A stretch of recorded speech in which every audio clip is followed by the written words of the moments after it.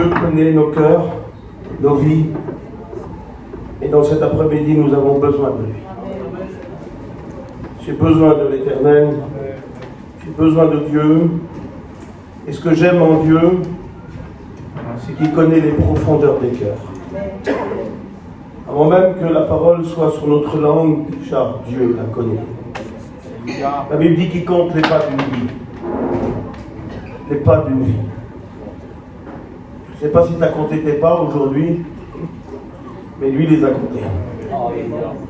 Si tu as commencé à marcher à 1 an et tu en as 50, tu n'as même pas que ça fait. Le psaume 56 déclare qu'il compte les pas d'une vie.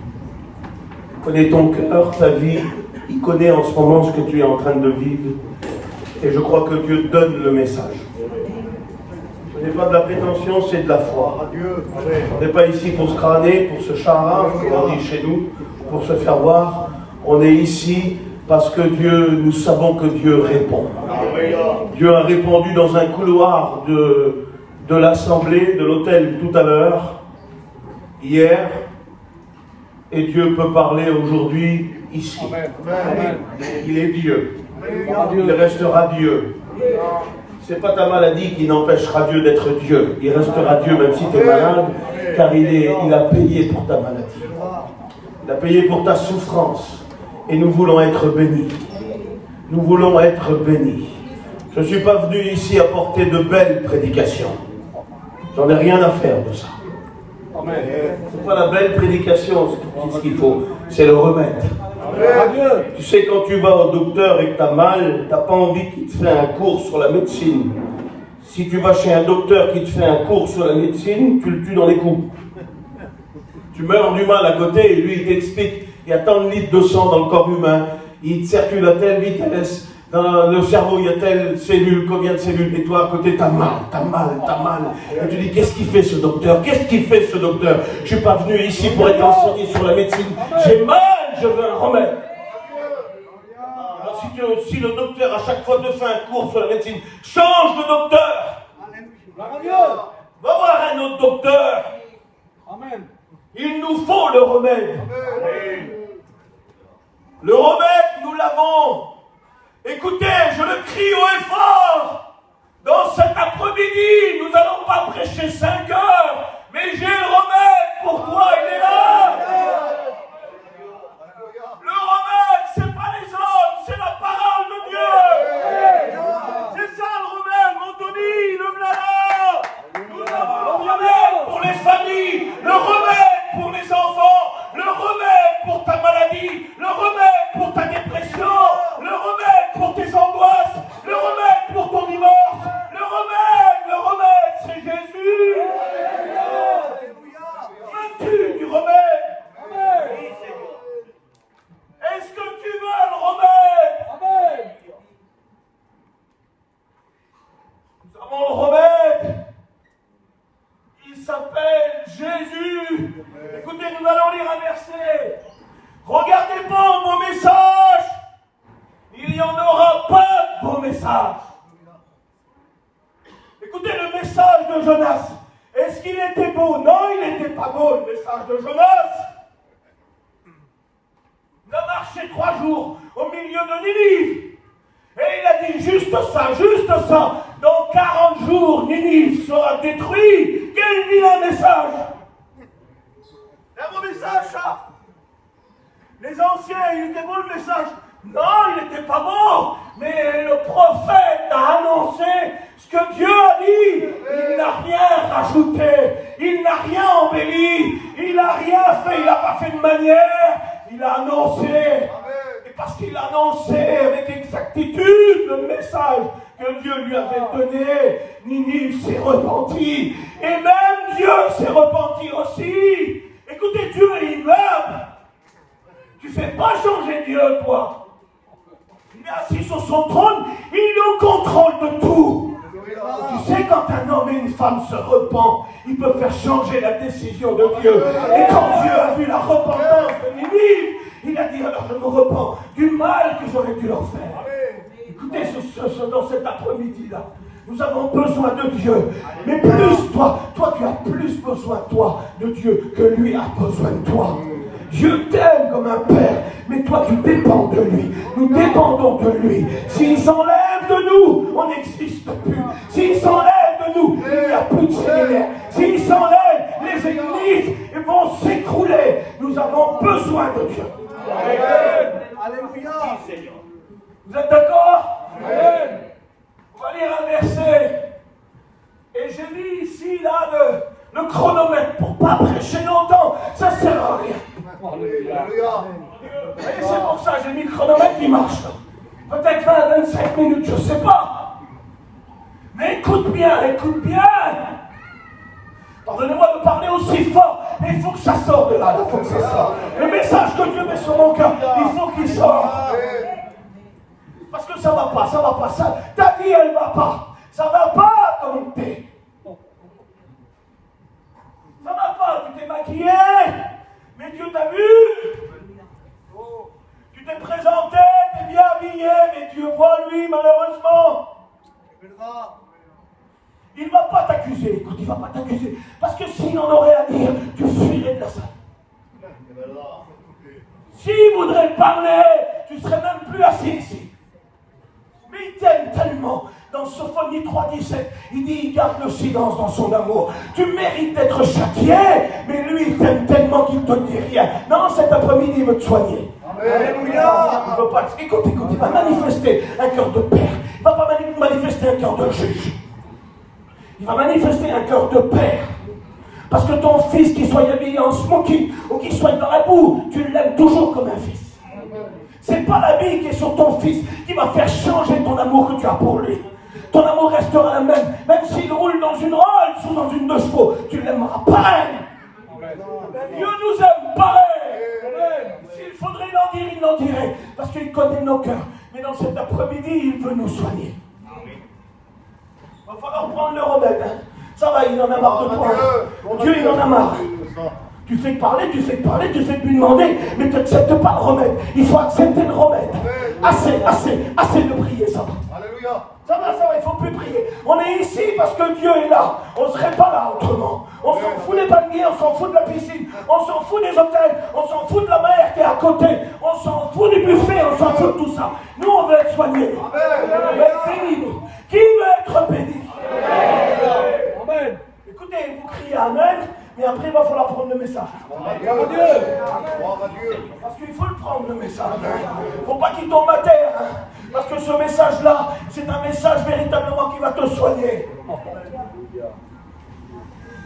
Est-ce que tu as le remède, toi? Tu ne l'as pas le remède. Tu n'as pas le remède. Mais moi, je le dis avec fierté, je suis en train d'ouvrir le remède. Alléluia. J'ouvre le remède. Gloire à Dieu.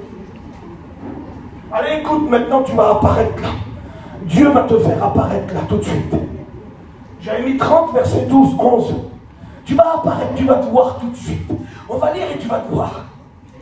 La parole de Dieu est un miroir qui révèle, qui dévoile les cœurs. Et là maintenant, on va lire le verset. Et quand je vais commencer à lire, comment tu vas te voir à toi? Tu vas rentrer en toi-même. Tu vas dire, mais c'est moi ça, Seigneur. C'est moi ça, c'est moi qui est en train de dévoiler ma vie. Tu es en train de révéler ma vie là. Écoutez s'il vous plaît. Ainsi parle l'Éternel. Dites Amen. Dites Amen à ça, juste à ça. À ça là, ainsi parle. Ainsi parlent les présidents, ainsi parle Macron, ainsi parlent les ministres. Non, taisez-vous, vous. Taisez-vous, vous êtes appelés à disparaître. On va laisser parler l'Éternel. Voulons laisser parler l'Éternel. On en a marre des hommes. On a ras-le-bol de tout ça. Et moi toujours. Maintenant, Dieu il faut qu'il parle.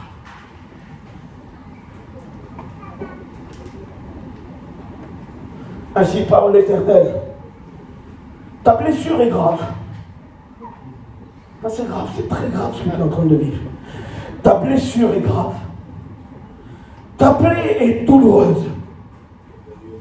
Écoute bien, je vais redire avec des points d'exclamation, comme si que Dieu voudrait te réveiller et te faire comprendre que lui seul est capable d'agir. Ainsi parle l'Éternel. Ta blessure est grave. Ta plaie est douloureuse. Nul ne défend ta cause pour bander tes plaies.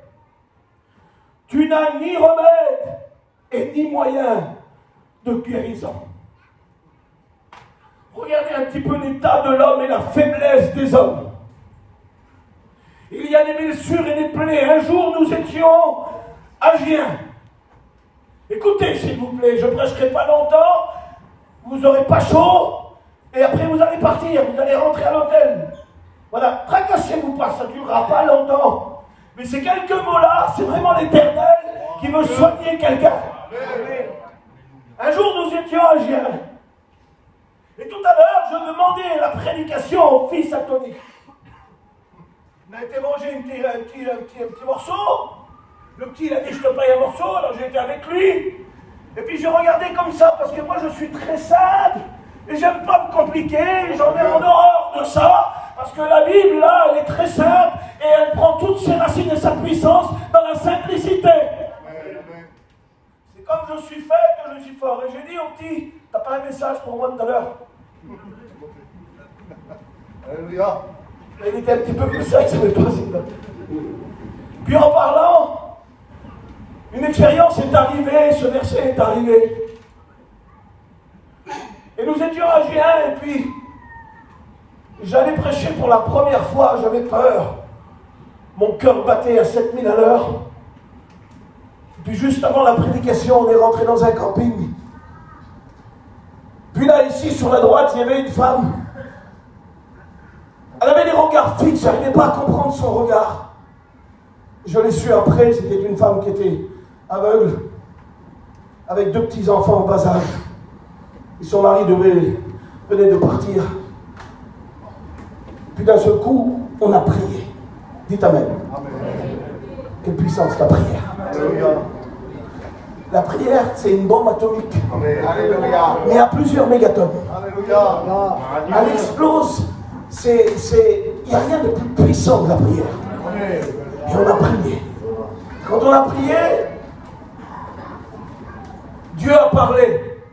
J'aime pas le mot une prophétie s'est levée. Ça m'énerve ça. Ouais, j'aime pas ça, j'aime pas. Dieu a parlé. C'est des nouveaux mots, ça, des nouveaux mots. Prophétie s'est levée. Dieu parle, c'est tout. Dieu parle. Et Dieu a parlé au moyen de la prophétie.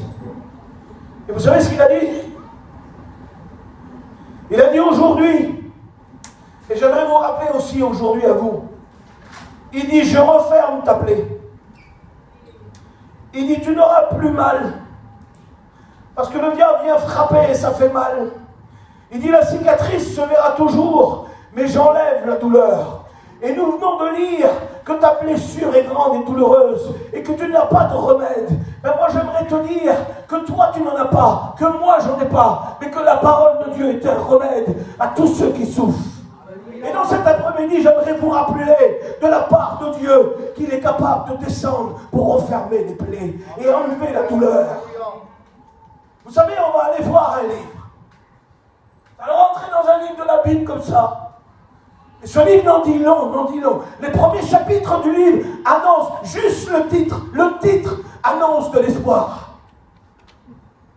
Il y a un titre du 2e livre du Pentateuque, des 5 livres de la Bible. Il y a le 2e livre qui porte un nom.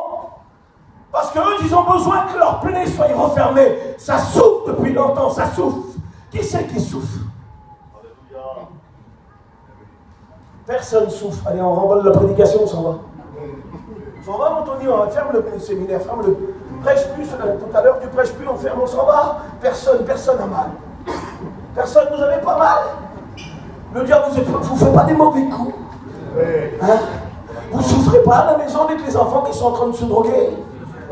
Vous souffrez pas avec vos maladies que vous portez depuis des années. Vous souffrez pas quand les foyers explosent, qui divorcent. Vous ne souffrez pas quand un fils trahit, quand on est trahi par la famille, par ceux qu'on aime. Il n'y a pas beaucoup de souffrance. Alors vous ne souffrez pas, personne ne souffre. Alors il sert à quoi ce message? On va en faire quoi de ce message? On va fermer la Bible et puis on va aller manger des salades. Ça sera mieux, ça sera mieux. On va nourrir le corps, ça sera mieux. Qui c'est qui souffre? Qui c'est qui souffre? N'ayez pas peur de vous identifier. Dieu veut vous soigner. C'est quoi? Je suis en train de dire quoi là? Je suis en train de dire qui c'est qui vit dans le péché, c'est pas ça ce que je dis là. C'est pas ce que je suis en train de dire là, non? Comment vous comprenez la parole? Comment vous réceptionnez les mots de Dieu? Des mots de guérison ou de condamnation? C'est pas de la condamnation, il veut vous soigner. Et quand on demande qui c'est qui souffre, personne ne s'identifie. C'est quoi ça? Pourquoi on est là alors? On est là pour s'amuser, pour jouer un rôle. Non, moi je suis pas là pour ça. Je suis pas en train de m'amuser tout de suite là. Parce que je sais que le diable fait des ravages. Il fait des ravages dans les foyers, au milieu des serviteurs de Dieu. Il veut briser. Quand lui il tombe, ça fait mal, tu sais. Jésus a dit, je voyais Satan tomber comme une éclair. Quelle puissance! Hein, la vitesse de l'éclair, quand elle tombe, elle bousille tout. Puis toi, t'es là, ici. T'es là. Qui c'est qui souffre? Non, ça va, tout va bien. Arrête, tu mens. Tu es en train de mentir. Oui, Verda, c'est vrai. On n'arrête plus de prêcher les Espagnols, moi. Ils n'arrêtent plus de dire Verda, c'est vrai. Mais ils ne se lèvent pas. Il faut arrêter de dire que c'est vrai. Voilà, prendre la bonne parole de Dieu, mon Dieu. Prendre la parole, là. Faut pas la serrer contre ton cœur, c'est pas ça la liberté. Le verset, c'est pas ça, le livre de Samuel. Je la serre contre mon cœur. Mais non, faut qu'elle soit dans ton cœur. À l'intérieur de ton cœur. Alors dis plus Verda. Mais lève-toi, identifie-toi. C'est moi, Kamal. Je sais pas, il faut que je sois guéri aujourd'hui, là. Je fais un cours sur la médecine. Je veux que tu me donnes mon ordonnance. Et puis je vais être guéri maintenant.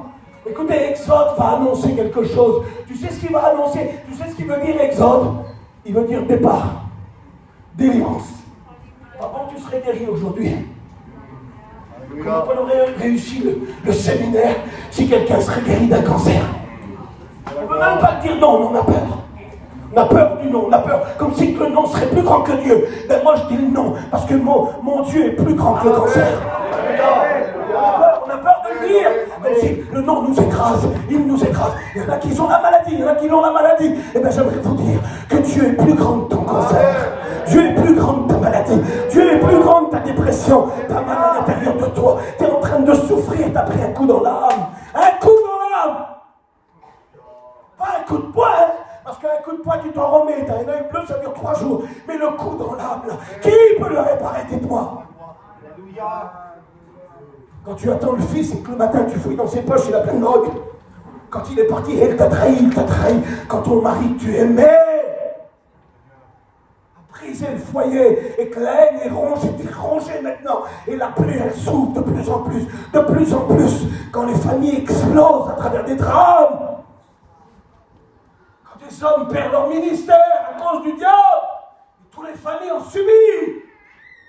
On va encore se pavaner devant ça. Non, il faut se mettre à genoux. Vous savez, tout à l'heure, je me mis à genoux. Et pardonnez-moi, c'est simple ce que je vous dis. Avant, je me mettais beaucoup à genoux. Maintenant, moins, parce que j'ai des problèmes à mon genou. Ça faisait longtemps que je ne m'étais pas mis à genoux. À cause de mon genou, j'ai mal. Tout à l'heure, j'ai dit, Seigneur, allez, je m'en balance de mon genou, je me mets à genoux pour toi. Ça m'a coûté, j'ai eu mal tout à l'heure. Ça me faisait mal, mais je dis, Seigneur, je le fais pour toi. Amen. Il faut savoir s'humilier devant lui. Exode va annoncer quelque chose. Il va annoncer la libération, la délivrance.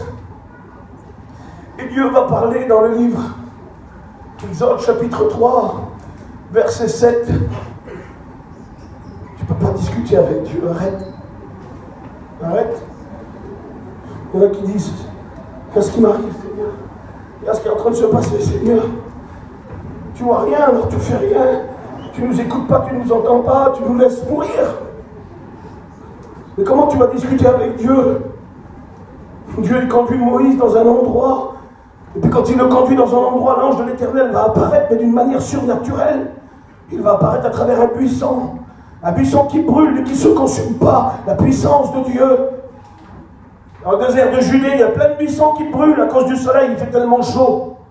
Mais celui-là, c'est pas un buisson normal, il n'est pas normal celui-là. Il est accompagné, il y a l'ange de l'Éternel qui est dans le buisson. Il brûle, mais il ne se consume pas. J'aimerais te dire que le feu de la parole, il n'y a rien qui peut l'arrêter. Il consume tout. Et puis le buisson brûle, et puis d'un seul coup, le buisson, et là, tu veux parler avec Dieu, toi. Le buisson se met à parler. Un buisson qui parle. Comment tu vas faire pour parler avec Dieu? Comment tu vas faire pour rivaliser avec Dieu? Il connaît tout. Il fait parler les buissons. Il les fait brûler sans se consumer. Et il a un message à donner. Un message à donner à Moïse. Et Moïse doit transmettre le message au peuple. Écoutez, nous avons un message, nous les serviteurs de Dieu. Et nous avons besoin de le transmettre dans ces derniers temps. Savez-vous c'est quoi le message? Un message qui renverse les raisonnements du diable. Parce que ça souffre beaucoup là-bas. Ça souffre depuis 430 ans. Ils en ont marre de souffrir. Le message, c'est celui-là. Je voudrais qu'on le lise.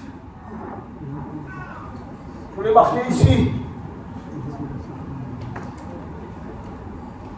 Écoutez le message.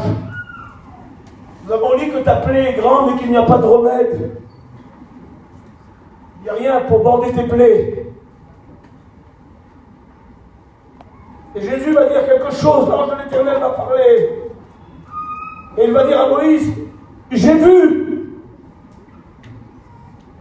J'ai vu. Qu'est-ce que Dieu a vu? Ta nouvelle cuisine? N'en a rien à faire de ça. Ta nouvelle voiture, jaune ou rouge? Tu es en train de mourir avec ta nouvelle voiture. Est-ce qu'il a vu ton compte en banque? Tes billets de 500 € que tu meurs après? Que tous les soirs tu pleures? Et tu donnerais tout ce que tu as pour la guérison de celui que t'aimes? C'est pas ce que Dieu a vu. Mais je ne suis pas là pour juger ou condamner quelqu'un. J'aimerais vous faire prendre une prise de conscience. Qu'est-ce que Dieu a vu? Il a vu ta souffrance. Qu'est-ce que Dieu a entendu? Il a entendu tes cris. Alléluia. Tu as crié ces derniers jours parce que tu as mal, tu souffres. Et tu as dit, c'est peut-être la dernière fois que j'arrive ici. Je ne viendrai plus dans le séminaire. Mais Dieu, lui, il y a 3 jours en arrière, il a vu tes cris. Et ce qu'il a fait aussi, il connaît ta douleur. C'est bien que Dieu voit et connaît et entend. Et moi, je préfère quand Dieu descend. Il faut qu'il descende. Tu sais, il faut qu'il descende parce que toi aussi, tu as descendu. Et puis à ta place, tu as descendu. Écoute, tu as descendu. Je vais répéter là. Permettez-moi d'être l'âme de Balaam. Fais-moi parler, Seigneur, vas-y. Fais-moi parler comme un âne. Quand les ânes parlent, la mort du prophète est évitée. Écoute, tu as descendu. Mais ce que j'aime avec Dieu, c'est quand les hommes et les femmes descendent, mon bon Tony d'amour que je t'aime. Quand les femmes et les hommes descendent. Nous, moi, je les vise du doigt. Mais Jésus, lui, il descend avec eux. Il descend avec eux. Il les accompagne dans une descente vertigineuse. Il les accompagne. C'est 30 km à peu près, ça dure 30 km. C'est un chemin dangereux, très dangereux, très très très dangereux. N'allez pas trouver à redire sur celui qui descend, Jésus ne veut pas. Vous allez vous mettre au rang de ceux qui ont passé à côté et qui l'ont laissé. Vous n'avez pas le droit de parler sur ceux qui descendent. Vous n'avez pas le droit de trouver à redire et de montrer du doigt. Ne faites pas ça surtout, parce que demain c'est peut-être toi qui vas descendre. Toi tu es au sommet, tu es à Jérusalem, tu chantes, tu loues, tu pries, et d'un seul coup, quand ça frappe, quand Satan tombe comme l'éclair dans une vie, d'un seul coup toi aussi tu te mets à descendre. Cette descente-là, écoutez s'il vous plaît, c'est une descente qui fait très mal. Nous trouvons des hommes de la Bible, nous les trouvons un peu partout, nous trouvons des géants de la parole de Dieu, et que d'un jour ou l'autre, ils ont descendu. Ils ont descendu, se trouvaient en haut des palais, ils ont regardé des choses qu'ils ne veulent pas regarder, et d'un seul coup, ils ont descendu. Ils se trouvaient là dans la bénédiction, puis d'un seul coup, ils ont descendu aux profondeurs de la mer, même des grands prophètes ont été avalés par des poissons et ont descendu au plus bas. Alors écoute, tu n'as pas le droit de parler sur celui qui descend, parce que ce que nous devons manifester, nous, c'est beaucoup d'amour et peu de jugement. Peu de jugement. Le jugement fait mal. Le jugement est du côté du diable. C'est le diable accusateur de nos frères. Nous ne se rangeons pas du côté gauche. Nous sommes du côté droit de Dieu. Le côté gauche, c'est le côté des maudits. D'après Matthieu 25, retirez-vous de moi, maudits, allez dans le feu. Et pourquoi toi tu te mets du côté du diable? Écoute, s'il te plaît. Ta position n'est pas bonne. Dieu n'est pas d'accord. Change de côté. Reviens à droite. Parce que toi, tu es une brebis. Tu n'es pas un juge. Tu n'es pas un maudit. Et puis, il y a des frères qui descendent. Et il y en a qui se mettent du côté du diable et qui jugent. Tu n'as pas le droit de juger. Et regarde, je le fais comme ça. Comme ça, je vise personne. Tu n'as pas le droit de juger. Tu n'as pas le droit de juger. Toi, tu as le droit de tendre la main. Vous croyez que c'est de notre faute s'il nous arrive des misères? Vous croyez qu'on a payé et qu'on a signé pour des misères? Nous, c'est le diable qui nous cause des misères. Puis le diable atteint, il frappe nos enfants, il frappe nos familles, et ça nous cause beaucoup de tort. Puis on les regarde, et on dit c'est de sa faute à lui, c'est de sa faute à lui. Non, écoute, si toi tu fais ça, c'est de ta faute à toi, parce que tu n'as pas le droit de dire ça. N'allez pas parler sur ceux qui descendent. Quand tu parles sur ceux qui descendent, je ne sais pas, je suis bloqué là-dessus. Gloire à Dieu. Là, je suis bloqué, toi, je sens que je suis bloqué. Je vois que le Saint-Esprit est en train de bloquer la prédication. Il la bloque là.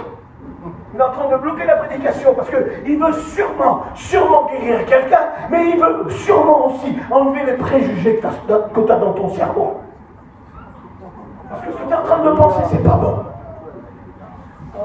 Ce que tu es en train de dire et de faire, c'est pas bon. Dieu n'est pas d'accord. Tu veux être béni? Bénis mon fils, bénis ma fille. Tu fais des grands cris, des grands... Et puis toi, tu as le culot de juger quelqu'un. Là, le message est en train de changer, je crois. Gloire à Dieu! Hein, on veut des bénédictions. On veut être guéri. Mais pour qui tu te prends, toi? Alléluia. Gloire à Dieu. Tu m'inviteras plus, hein? Je ne veux plus être invité au séminaire, fini. Vous savez pourquoi? Parce que quand Dieu me saisit et qu'il me demande de dire quelque chose, je suis très dangereux, je dis tout. Gloire à Dieu. Alléluia. Amen. Alléluia. Je suis tranquille après, je suis tranquille. Amen. Je suis tranquille avec lui après. Alléluia. L'autre jour, il m'a dit change le message. Et là devant moi, il y a 100 pasteurs, il dit prêche pour eux. Comment c'est dur? Pas dur, hein? Pas dur, à un moment donné. T'es pas mort quand tu fais ça? Hein? T'es pas beaucoup mort?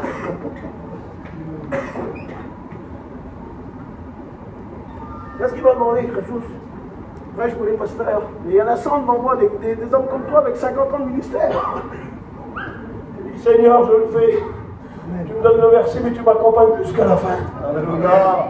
Mais je l'ai fait. Mais alors, ça m'a coûté cher. Ah, j'en paye encore. Les dates sont peut-être effacées d'émission, mais au moins j'ai obéi à Dieu. Amen. Qui es-tu pour juger? Alléluia. Tu vas être guéri. Alors il va falloir que tu changes. Amen. Alléluia. Il n'aime pas Dieu ce que tu fais. Dieu n'aime pas, il n'est pas d'accord, il n'est pas d'accord du tout.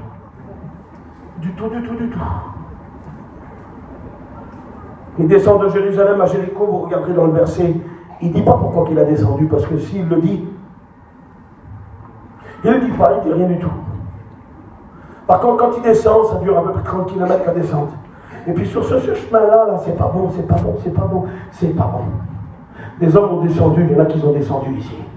Vous vous reconnaîtrez, vous avez descendu. Vous chantez, vous louez Dieu, vous célébrez Dieu, mais à l'intérieur de ton cœur, tu es en miette.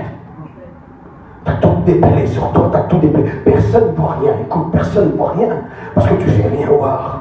Mais Dieu t'a vu. Il a vu tes plaies, il est en train de les regarder. Il regarde les plis que tu as sur toi un par un. Tu as pris des coups. Il ne reproche pas ta descente. Il ne la reproche pas. Il ne dit pas pourquoi tu as fait ça. Parce qu'il sait que derrière, il y a un ennemi qui veut nous faire descendre à tout prix. Et il s'appelle Satan. Et il se sert des choses. Puis l'homme prend des coups, plein de coups. Il a mal, sa blessure est grande, il n'a pas de remède et il va mourir. Puis moi, en tant que pasteur, j'arrive à mettre au mot. Moi, j'arrive. Il y a ce que je fais, Tony, moi. Micro. Bien que vous m'écoutez. On va se la faire à l'américaine, on va marcher comme ça avec la main dans la poche. Les Américains, ils prêchent comme ça. Et ils font les styles. Comme ça, la main dans la poche. Qu'est-ce qu'on en a à foutre de tout ça, mon Dieu? On s'en fout. On n'a plus le temps de faire de grandes manières. On a besoin d'être béni. On a besoin que Dieu descende, qu'il nous soigne. Et à ce que je fais, moi, quand l'homme il descend, hein, ça c'est moi. Je passe à côté de lui, moi, il est ensemble. Il est ensemble. Allez, on va faire vivre le message et je vais donner un petit peu d'imagination à moi. Allez, j'arrive, moi, je suis le pasteur de l'église de Longperrier, une petite église à Paris, dans un bois, la plus vilaine église de Paris. Il n'y a pas plus vilain. Il y a l'église où je suis, il n'y a pas plus vilain. Il y a des trous, pendant 2 kilomètres comme ça. Puis l'église, elle n'est pas belle, elle est au milieu d'un bois. Allez, moi, l'église, je suis responsable de l'église. Il a descendu. Moi, j'arrive vers lui, je dis, qu'est-ce que t'as fait? Pourquoi t'as fait ça? Là, t'étais bien à Jérusalem, là-bas, regarde ce que t'as été faire. Regarde ce que tu as été faire un petit peu. Regarde le dégât que tu as fait. Tu louais Dieu, tu chantais dans l'église, tu étais bien, tu étais béni. Mais qu'est-ce que tu as été faire? Pourquoi tu es venu à Jéricho? Puis lui, il devrait me dire, mais pourquoi tu es là aussi, toi, là? Parce que nous avons vu dans le verset que, fortuitement, par hasard, un homme passe aussi. Cet homme-là, c'est pas n'importe qui, c'est le souverain. Il porte l'habit du souverain sacrificateur. Il porte le pectoral. Il porte les diamants, les brillants. Il porte la tiare. Il porte le turban pur. Mais il est là aussi, lui. Mais moi, en tant que pasteur, j'ai dit, pourquoi tu as descendu? Pourquoi tu as descendu? Pourquoi tu as descendu? Est-ce qu'il a besoin d'écouter ça parce qu'il va mourir? Le diable qui passe aussi à côté de lui, il ne lui parle même pas. Il passe comme ça parce qu'il dit, avant il était dans l'église celui-là. Il était dans l'église, c'était un béni. Mais maintenant on lui tourne le dos, on ne lui parle même plus. Ceux qui quittent l'église, ceux qui ont fait du mal, ceux qui sont descendus dans les bas-fonds de l'enfer, on ne leur parle même plus, on leur tourne le dos. Mais c'est quoi ça comme catégorie de chrétiens? Où est l'amour qu'on doit manifester? Après nous arrivons dans nos églises et nous voulons que Dieu nous bénisse. Nous voulons que Dieu agisse. Mais nous devons réformer nos cœurs, réformer nos voix avant tout. Parce que nous avons besoin d'avoir un cœur pour le malheureux. Écoutez, quand Jésus arrive, c'est différent, lui. Lui, quand vous regardez le verset, il dit pas un mot. Il n'a pas la même attitude que nous, mais vous. Il n'a pas la même attitude que nous. Je suis en train de vous faire comprendre quelque chose. Je ne suis pas en train ici de parler des ministères, croyez pas ça. On ne règle pas nos comptes. On n'est pas nos comptes ici, nous. Je suis avec mes frères, moi. Mais là, je suis en train de parler de l'église en général. Comment qu'on agit? Là, je ne croyais pas te dire tout ça. C'est vraiment que Dieu est en train de prendre en main la prédication et de parler comme il veut lui. Et c'est ça que j'aime avec Dieu. Regardez le bon samaritain, qu'est-ce qu'il fait? Il arrive. Il dit pas un mot. Il va se pencher vers lui, il descend de sa monture. Si lui, il a descendu, Jésus descend aussi. Si toi, tu as descendu, il descend aussi, lui. Il ne passe pas à côté de toi. Il n'est pas en train de passer à côté de toi. Tu sais pourquoi? Parce qu'il lui faut des soins d'extrême urgence. Il n'a pas besoin de dire remonte, il n'a plus la force pour remonter. Il n'a pas besoin de dire reprie, il n'a plus la force pour prier. Il n'arrive même plus à ouvrir la bouche tellement il a pris des coups. Il est en hémorragie interne et il va mourir. Il a besoin de soins d'extrême urgence. Vous savez, dans le livre de Jérémie, il y avait un baume qu'on appelle le baume de Galate. Et ce baume-là était appliqué en soins d'extrême urgence. Parce que lui, il allait mourir. Et puis, il ne fait aucune reproche. Écoute, j'aimerais te dire que si ta plaie est grande, et que tu as descendu pour n'importe quelle raison, je ne veux pas le savoir. Et Jésus ne te reproche rien. Il ne te reproche rien. Savez-vous ce qu'il fait? Jésus soigne, mais pas à la manière des hommes. Il soigne à l'envers. À l'envers, il soigne à l'envers. Et moi j'aimerais dire au Seigneur, tu ne sais pas soigner, Seigneur. Laisse-nous faire, on sait soigner, nous. On sait comment faire, Seigneur. Laisse-nous faire. C'est bizarre comment il soigne le Seigneur. Il est bizarre le Seigneur. Hein? T'es bizarre, Seigneur, t'es bizarre. Hein? Avec la Samaritaine, t'es bizarre avec. Hein? Tu sais pas trop prêcher, Jésus, toi. Hein? Parce qu'avec la Samaritaine, elle te demande de l'eau, tu dis va me chercher ton mari. C'est pas une belle prédication, tu sais pas prêcher, Seigneur, quoi. Nous, si quelqu'un nous demande de l'eau, on va lui donner de l'eau, elle a assoiffé. Toi, tu dis va me chercher ton mari. Oui, mais elle, il y avait quelque chose que le diable n'avait pas pris, c'était sa vérité. Et Jésus, lui, il fait ressortir toute sa vérité qui est dans son cœur à cette femme. Il fait ressortir toute sa vérité parce qu'elle avait été meurtrie par la vie. Elle avait cherché le bonheur, un mari. Elle en a eu 5, ça n'a jamais marché. Mais elle avait quelque chose de vrai en elle, elle était vraie. Le diable lui avait tout pris. Lui avait pris sa dignité, lui avait pris sa vie, lui avait pris son bonheur, lui avait pris ce qu'elle avait espéré toujours, un mari et des enfants. Il lui avait tout pris, il avait détruit sa vie. Il avait mis la honte sur elle. Il avait mis la honte sur elle. Et quand elle a soif, elle veut être désaltérée. Parce que Jésus est en train de lui dire que l'eau qu'elle va boire, c'est de l'eau qui va jaillir jusque dans la vie éternelle. Alors elle dit, donne-moi cette eau. Et lui, il lui dit, va me chercher ton mari. Ben, tu sais pas prêcher, Seigneur, prêche pas comme ça, tu sais pas. Vous savez ce que Jésus fait? Les valeurs de son cœur que Satan avait écrasées, il les refait sortir. Il lui redonne sa valeur. Elle dit, je n'ai point de mari. Elle dit vrai. Et Jésus dit, t'as bien fait de dire vrai. Parce que tu as eu 5 maris et celui que tu as n'est pas le tien. Mais parce qu'elle dit vrai, il y a une transformation en elle. Il y a une nouvelle naissance qui arrive. Jésus est en train de transformer son cœur et sa vie. Parce qu'elle a dit vrai. Jésus sait prêcher et il sait aussi guérir. Et pourquoi qu'il soigne à l'envers? La Bible dit qu'il sort des bandes. Luc dit, chapitre 30, il sort des bandes de l'huile et du vin. Et la Bible dit qu'il va mettre les bandes, il va mettre l'huile, il va mettre le vin à la fin. C'est pas comme soit que tu soignes dans la médecine. Tu mets le désinfectant, tu mets la pommade et la bande à la fin. Tu ne sais pas soigner, Seigneur, tu ne sais pas. Tu sais pas soigner. Là, tout à l'heure, tu dis ça, tu ne sais pas, Seigneur, ce que je suis en train de vivre. Vous savez pourquoi? Il va mourir, il lui faut des soins d'extrême urgence, et il faut arrêter l'hémorragie. Mais tout de suite, la bande, il fait un garrot. Mon bon Maël, il ne sait pas soigner, lui, hein. Il fait un garrot parce qu'il va mourir. Il y en a qui vont mourir, il faut que le sang s'arrête tout de suite. Il te faut un garrot, t'es en hémorragie interne. Il te reste quelques heures à vivre, quelques jours à vivre. C'est le dernier séminaire, t'as dit, je vais mourir, ça y est. Non, tu ne vas pas mourir. Le bon samaritain est là. Il va arrêter la plaie. Il va arrêter le sang. Alors il met ses bandes d'amour. Et tout de suite après, il verse de l'huile, ça se fait pas. Il doit mettre le désinfectant avant. Mais il a tellement pris de coups. S'il met le désinfectant avant l'huile, il va encore avoir mal. Il lui faut de la douceur. Il lui faut plein de douceur, plein de douceur. Il faut arrêter l'hémorragie. Et il faut que l'huile vienne adoucir tous ses plaies. Alors toi, tu as besoin de douceur. Tu as besoin des bras du Père.